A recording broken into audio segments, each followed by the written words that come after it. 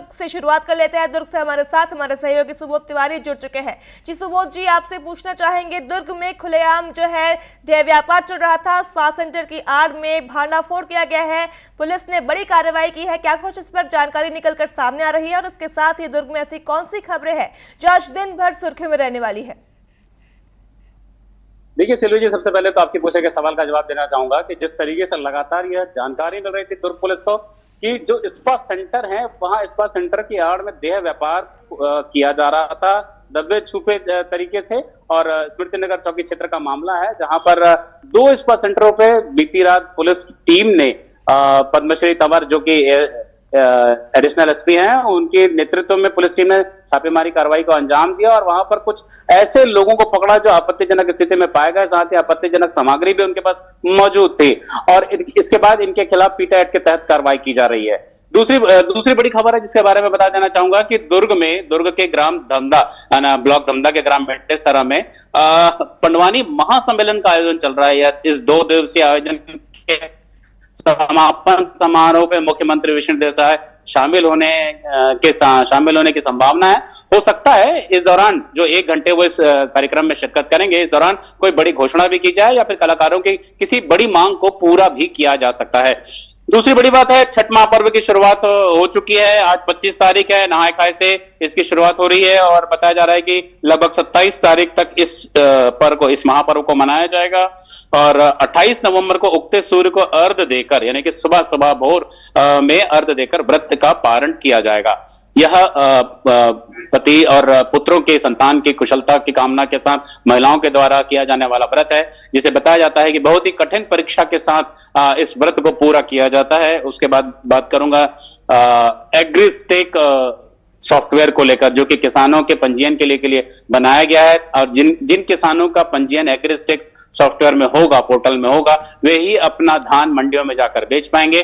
तो इसे लेकर लगातार शिकायतें आ रही थी। कांग्रेस भी मौजूदा सरकार को घेरने की तैयारी में थी और लगातार सवाल जवाब हो रहे थे, बयान आ रहे थे। तो इसे लेकर दुर्ग के कलेक्टर अभिजीत सिंह ने इसे गंभीरता से लिया और लगातार 5 से 6 आधे दर्जन से भी ज्यादा समितियों पे औचक निरीक्षण करके जो खामियां हैं उन्हें दुरुस्त करवाया और जहां पर अधिकारियों की लापरवाही पाई गई उनके खिलाफ नोटिस जारी कर उन्हें जवाब तलब किया गया है। तीसरी बड़ी बात है सलवे जी, लगातार अपराध पर लगाम कसने की बात कही जाती है, लेकिन बीते 1 महीने से लेकर आज की तारीख तक देखा जाए तो हर चौथे 5वें दिन हत्या की वारदात को नशे में धुत युवकों के द्वारा अंजाम दिया गया। इसके पीछे बड़ा कारण नशा ही बताया जा रहा है। हालांकि दुर्ग पुलिस के द्वारा लगातार मादक पदार्थों की तस्करी, सरगना और बुर्गों को पकड़ा जा रहा है। बावजूद इसके नशे की गिरफ्त में यहाँ के युवा हैं, वो लगातार किसी न किसी तरीके से नशे के पदार्थ को प्राप्त करके उसका नशा करते हैं और नशे में सुध बुध खोकर वारदात को अंजाम देते हैं। बड़ी बात है, हालांकि पिछले कई दिनों से, कई महीनों से यह बात सामने आ रही है कि राज्य सरकार जो है वह पुलिस व्यवस्था पर बिल्कुल भी ध्यान नहीं दे रही है। अगर नक्सली मोर्चे के बारे में बात करें तो हालांकि बस्तर जैसे आंचलिक क्षेत्र, जंगली क्षेत्र, वनांचल क्षेत्र में नक्सलियों के खात्मा होने को है, लेकिन वहीं शहरी क्षेत्र में देखें तो अपराध लगातार बढ़ते जा रहे हैं। तालमेल बैठाने की बात की जाए अगर वनांचल क्षेत्र और शहरी क्षेत्र में, तो क्राइम कंट्रोल करने को लेकर दुर्ग पुलिस को लेकर खासकर बात करें तो कहीं ना कहीं फेल साबित हो रही है। हालांकि चौकसी के वादे किए जाते हैं, बड़ी बड़ी बातें की जाती हैं। बताया जाता है कि यह महीना त्योहारों का, लगातार त्योहार और पर्वों का है, तो चौकसी लगी रहेगी, पुलिस बल तैनात किए गए रहेंगे। बावजूद इसके नशे की आदि युवकों के द्वारा वारदातों को अंजाम दिया जाता रहा।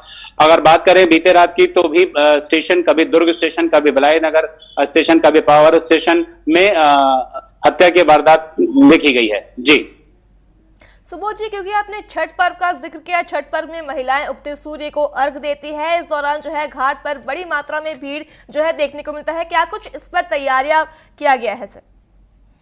देखिए, अगर निगम प्रशासन की बात करें दुर्ग की, भिलाई की, चरौदा की और रिसाली की, तो यहाँ पर जो छठ तालाब है, दर्जन भर तालाब है जहाँ की साफ सफाई एक हफ्ता पहले यानी कि दिवाली के पहले ही की जा चुकी है।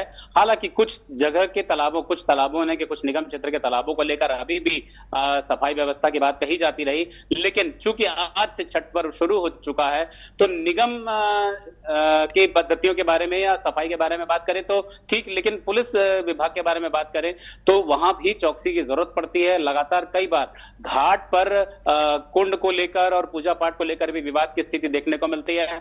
कई घाटों पे तो राजनीतिक प्रतिस्पर्धा के दौरान को लेकर लगाए गए पोस्टर बैनर दिखाए जाते हैं, वहां कार्यकर्ताओं में आपसी झड़प की बात भी आती है। तो इसी बात को लेकर फिलहाल निगम प्रशासन की तैयारी तो दुरुस्त देखी जा रही है, लेकिन देखना वाली बात होगी कि जो दुर्ग पुलिस है वह कहां तक सफल हो पाती है सुरक्षा व्यवस्था के कड़े इंतजाम को लेकर। जी सुबोध जी, तमाम जानकारी के लिए आपका धन्यवाद। तो ये थे दुर्ग से हमारे साथ हमारे सहयोगी सुबोध तिवारी, जिन्होंने उन खबरों का जिक्र किया जो आज दिन भर दुर्ग में सुर्खी में रहने वाली है।